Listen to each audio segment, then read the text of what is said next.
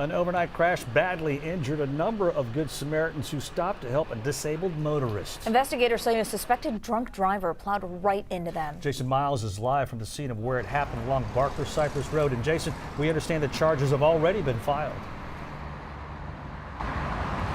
That's right, Ron. The driver accused of causing this crash along this road here behind me is currently charged with intoxication assault, but that could change if one of the victims doesn't make it. Carlos Ramirez awoke this morning to a call from this hospital. And it was my brother telling me that he was in ICU. His brother, 32-year-old Luis Ramirez, suffered multiple injuries after getting struck by a pickup truck. He has injuries like right here inside like his stomach, like in his intestines. He has a broken arm. Ramirez was one of at least 3 Good Samaritans injured in an overnight incident at Barker Cypress and Keith Harrow roads. Harris County Sheriff's deputies say they stopped to help after spotting a car that had been in a wreck.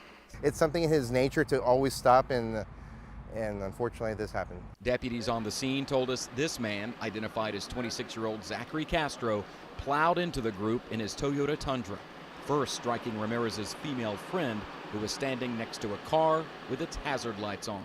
She ended up going over the top of the vehicle, rode on the hood as the driver of the Tundra continued to travel forward, striking another male, 2 other males. Sheriff Ed Gonzalez later tweeted that Castro was charged with 3 counts of intoxication assault, charges that could be upgraded if Ramirez's friend doesn't pull through, which he is expected to do. My hope for my brother and for his friend is that they're both good and that they recover. Meanwhile, he wants other drivers to learn from this devastating crash. If you're going to have a drink, make sure that at least have a ride service, like a ride service to transport you, not take the wheel. It's never good.